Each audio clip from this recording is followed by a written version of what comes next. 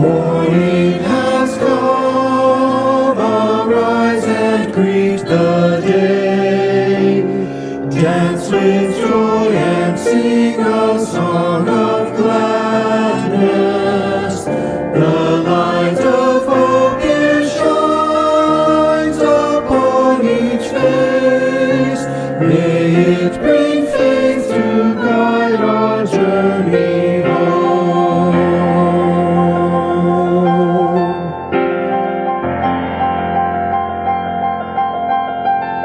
A new day dawns, once more the gift is given. Wonder fills this moment shared together.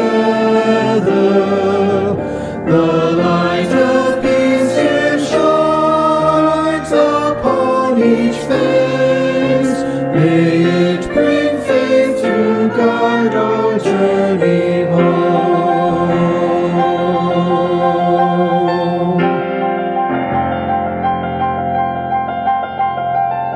Open our eyes to see that life abounds. Open hearts to welcome it among us. The light of love here shines upon each face. May it bring faith to guide our journey home.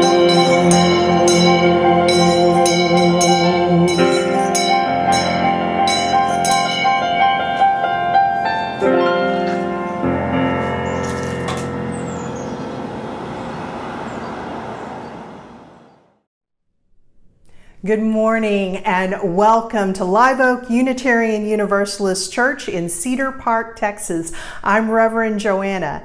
Hope you are having a good summer and a special welcome going out to the participants in the UUA's Southern Region Virtual The Point experience. We're so glad that you could join us. If this is your first time being with us, know that during the service you are invited to participate in the typed in chat on the side. There will be several times in the service where you'll be prompted, and we would love to have you join in that part of the conversation with us.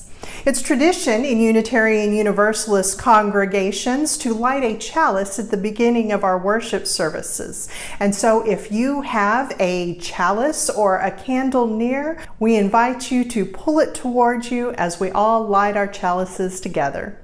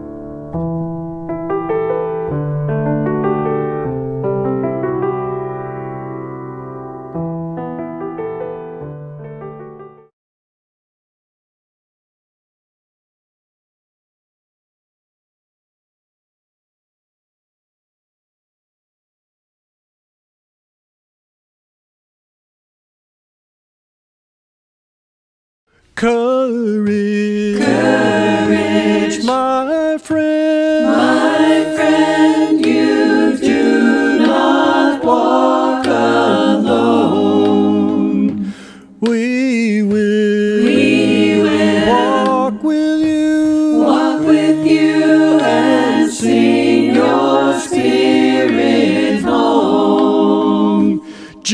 justice. Justice. My friend, My friend, you do not walk alone. we will walk with you, Walk with you and sing your spirit home. dignity, my friend, My friend, you do not walk alone. we will walk with you, Walk with you and sing your spirit home. freedom, Freedom, my friend, my friend, you do not walk alone. we will walk with you, And sing your spirit home. courage, my friend, You do not walk alone. we will walk with you, And sing your spirit home. And sing your spirit home. And sing your spirit home. Good morning. I'm Carrie Krause, the Director of Lifespan Faith Development here at Live Oak. Thank you so much for joining us online today for worship. Today's big idea is about inclusion and welcoming and taking care of each other.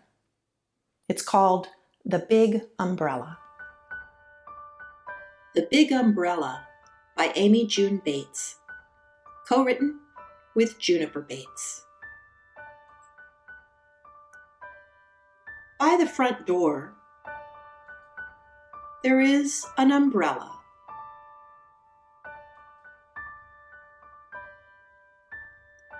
It is big. It is a big, friendly umbrella. It likes to help.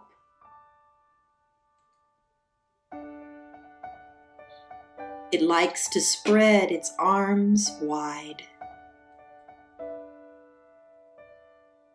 It loves to give shelter.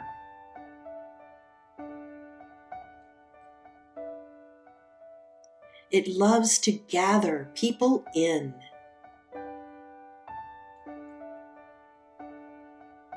It doesn't matter if you are tall or hairy or plaid.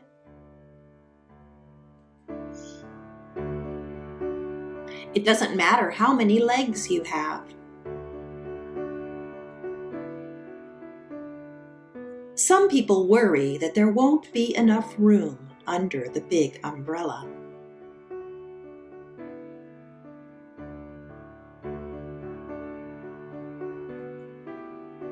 But the amazing thing is, there is.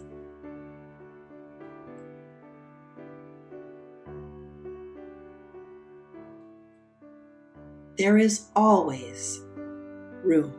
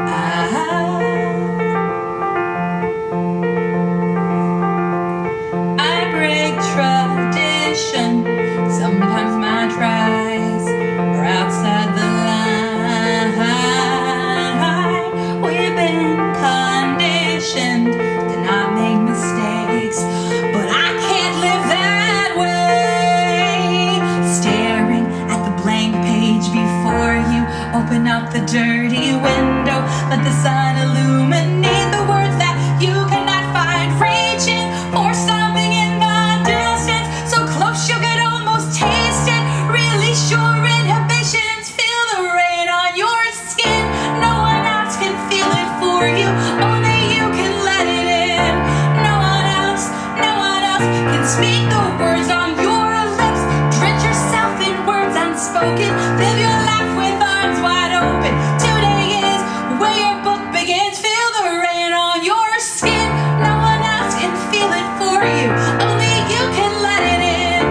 No one else can speak the words on your lips. Drench yourself in words unspoken, live your life with arms wide open. Today is where your book begins, the rest is still unwritten.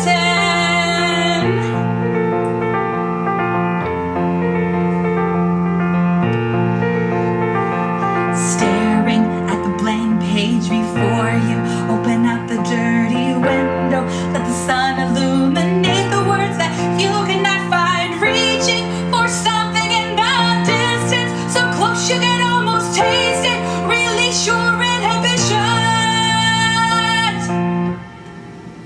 feel the rain on your skin. No one else can feel it for you, only you can let it in.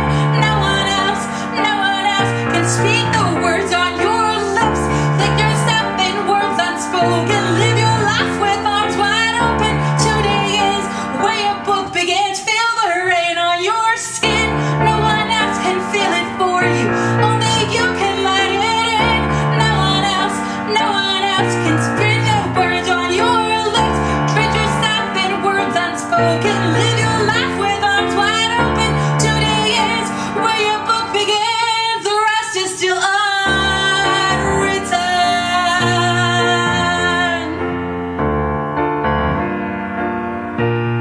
The rest is still unwritten.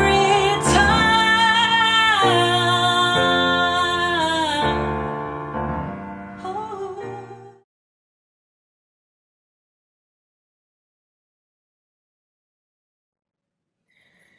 You have survived an epic.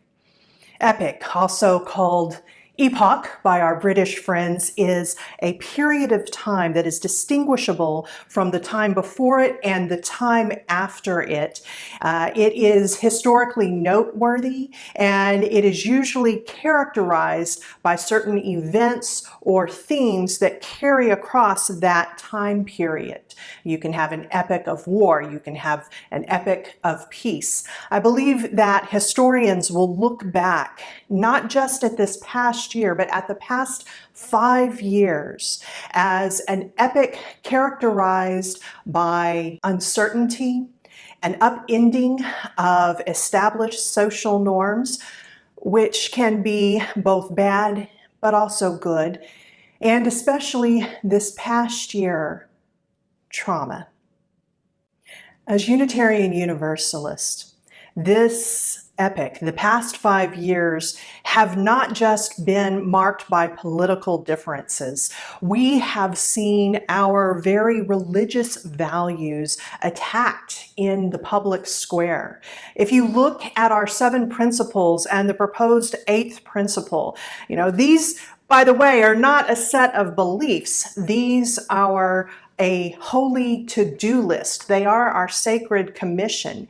And there have been so many barriers placed in front of us to try and fulfill them. Again, our values have been under fire.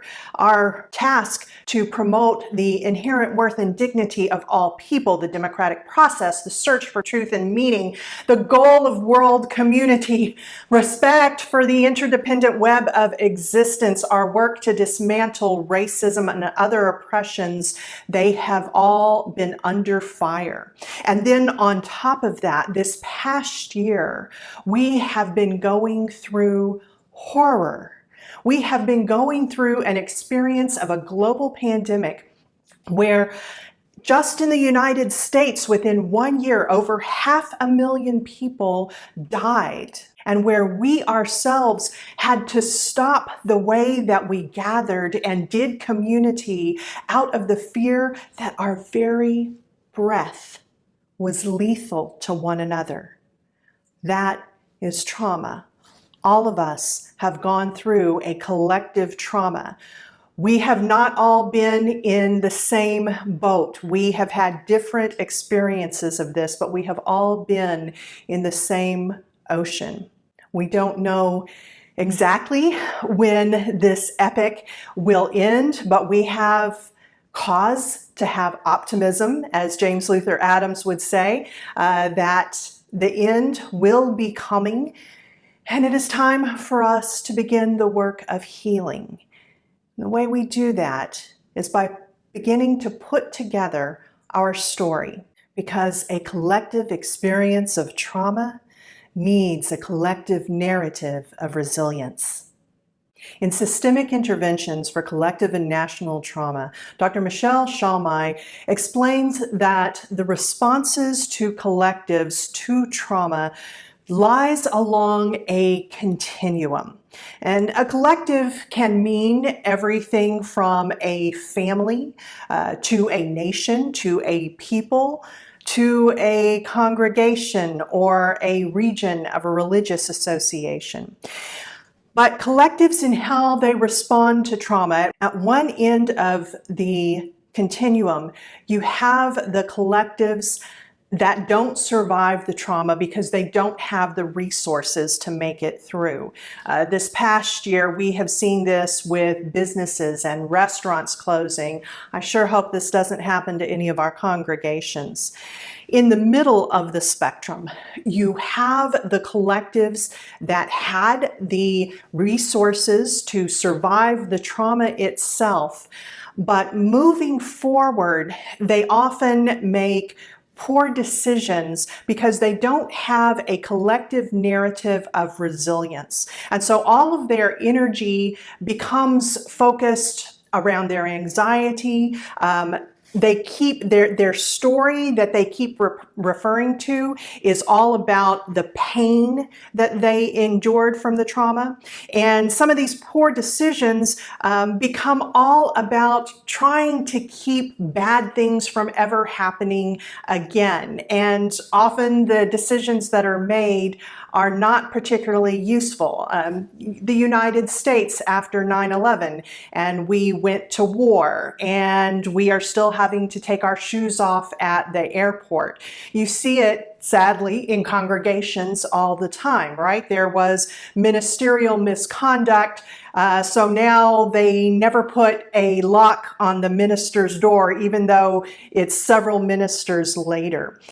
Then at the other end of the continuum are the collectives that had the resources to survive the trauma, and they have a collective narrative of resilience. They probably learned things from their experience. They tried to use their best thinking if there were changes that they needed to make. But underneath it all, there is an acceptance that bad things happen, and a confidence that, okay, if something bad happens in the future, we have the strength and the resources and the know-how to survive that.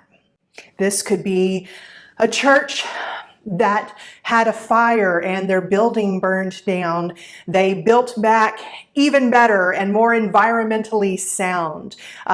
Anyone here grow up Jewish or close to a Jewish family? You've probably heard the joke about how all Jewish holidays are really about, they tried to kill us, we survived, let's eat. That's a narrative of resilience. Stories will be told of this epic, especially the past year.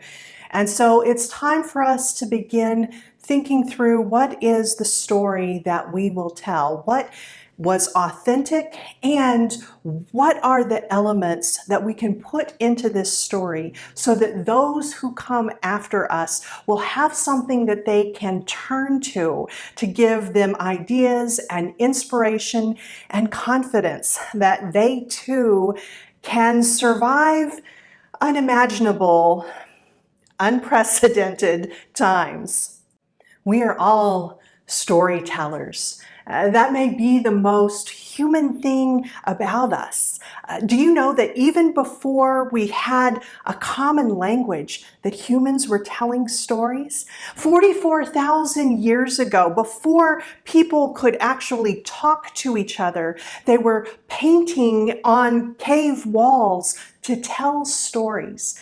We tell stories to try and pass on events to those who were not there, and to try and make sense, try and make meaning out of our experiences. We are wired to try and find lessons in our experiences, lessons that we ourselves can learn from, and lessons that we can pass down to others. That doesn't mean that the stories made the trauma worth it. To say that everything happens for a reason is bad theology, because it's predicated on taking what comes afterwards and assigning a causal force or a God that somehow caused the bad thing to happen in order for us to get the lessons or whatever comes next.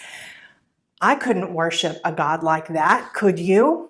But that doesn't mean that we can't still get something from even the most heartbreaking, horrifying situations. Something we have said at Live Oak over this past year is, if you have to go through hell, don't come out empty-handed.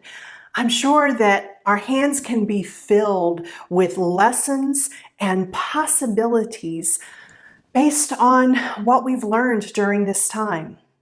We've learned a lot, not only this past year, but across this epoch. And perhaps one of the most important things that we have learned is the importance of possibilities themselves. How many times over the past 5 years have we used the word unbelievable, inconceivable?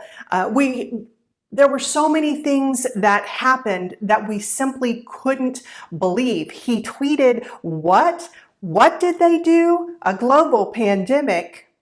So now that we have learned that so many unbelievable things, inconceivable things can, in point of fact, happen, let's apply that learning toward the good things. Let's learn how to not put up barriers around our imagination because we are hemmed into ideas of that's just the way that it is, or that isn't possible.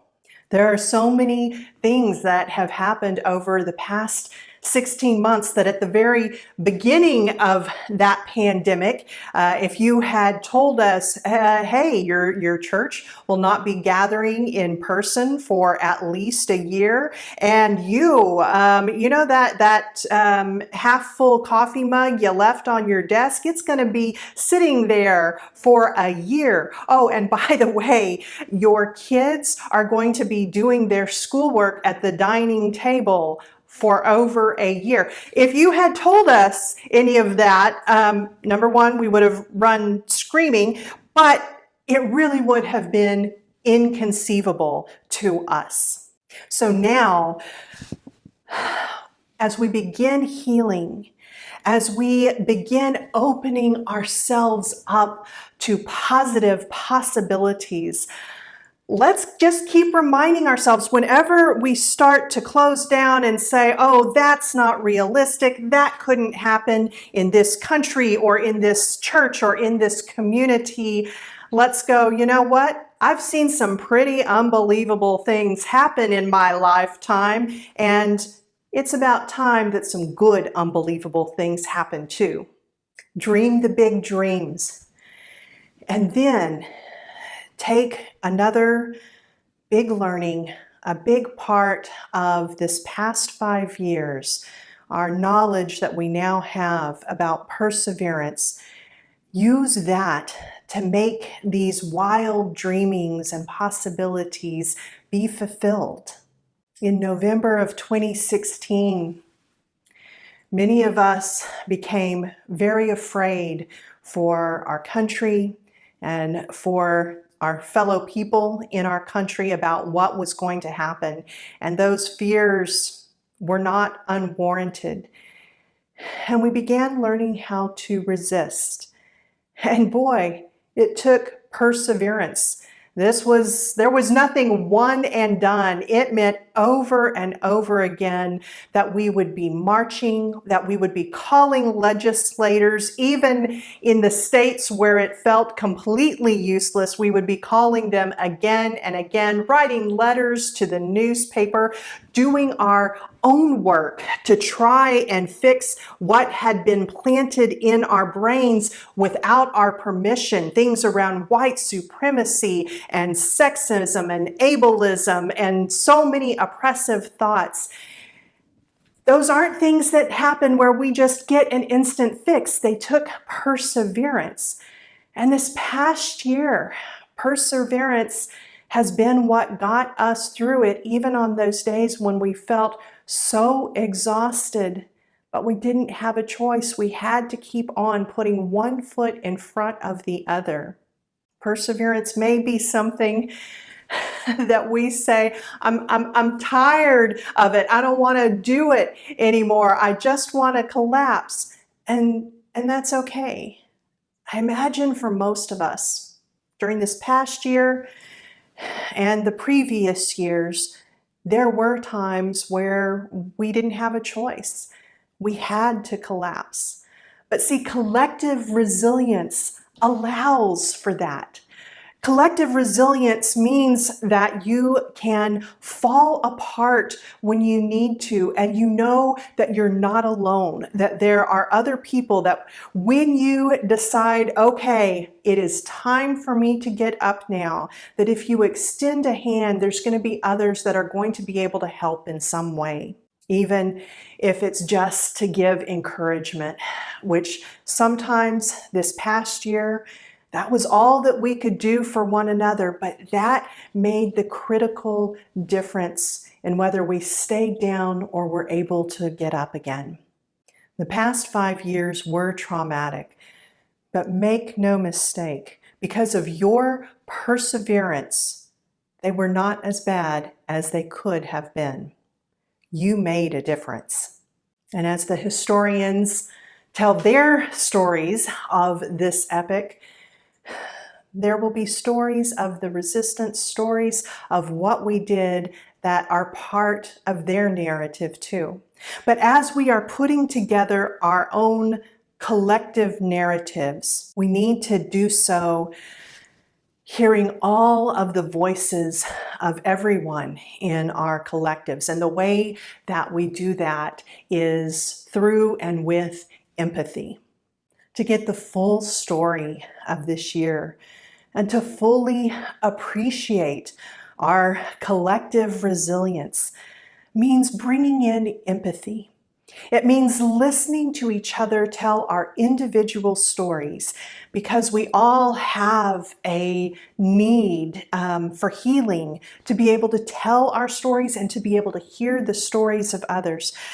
If we bring empathy to that, then we can listen with loving curiosity, not seeking to make any of this a competition, not seeking to rank who had an easier or a harder time, simply listening. Listening is a complete act in and of itself, and we can listen, and at the end we can say, wow, that must have been really hard. Empathy means that we get to walk around the entire story, seeing it from all the different angles, seeing how large, how full it was, and seeing all the different aspects, not just the pain, not just the trauma, but also the moments of heroism and generosity and lessons learned. Living through this past 5 years and seeing firsthand how cruelty, pride, white supremacy, ignorance can fuel a destructive force that sweeps through virtually every part of life, leaving destruction in its wake. That can cause us to become bitter and brittle, cynical. It can cause us to embrace what Unitarians and Universalists have fought against for hundreds of years. The mistaken idea that somehow people are just born bad and evil. Or we can look with awe and wonder and reverence and see all of the generosity and the strength and the compassion and the fierce love and fighting for justice that happened. And we can use that to fuel our theology of loving the hell out of this world. We can tell the story of this epic and commit again to creating a better world, to creating beloved community where the forces of cruelty and greed and ignorance are defeated again and again and again and again by love and generosity and sacrifice. We are alive today. We are bruised. We are battered. We have been through trauma. We need healing, and we can heal together. We can grieve together. We can sing the songs of lament together in order to be able to move forward into the possibilities of the future. It's time to put together our story, to look back at everything that we have done over the past 5 years with curiosity and appreciation and trust. To look back at this past year and honor everything that kept us connected, kept us in touch with our own humanity, and helped us to battle fear and discouragement and hopelessness. Every you who showed up on Zoom, put together a worship service, sang into a voice recorder, sent a video, talked with children, created lessons, organized drive-through events, picked up the phone and called someone isolated. For years, we've talked about don't go to church, be the church. This year, we proved it. 2,000 years ago, church never referred to a building. There were no church buildings. Church always meant the people. And this year, whether your collective is called a fellowship or a meeting house or a congregation, we have been the church. We are a narrative of resilience. Stories will be told of this time, books will be written, but we are storytellers too, and we have a narrative of possibilities and perseverance and empathy. We are all stories in the end. Just make it a good one.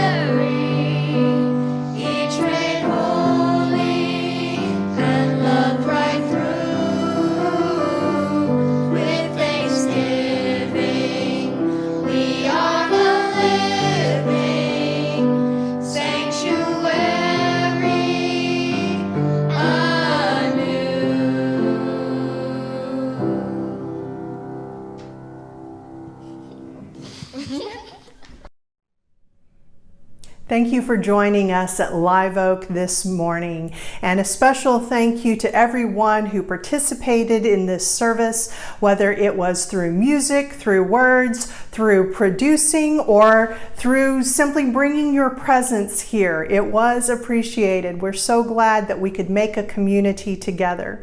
And we invite you to come back next week. Throughout the month of August, we're going to be showing some of our greatest worship hits of the past year. That's at 10 a.m. Central, right here. May you go forward with your heart open to possibilities and honoring your own perseverance in getting through what has been a very difficult time, and extending empathy to all those around you, including you. Know that you are lovable and you are loved, and you are not alone.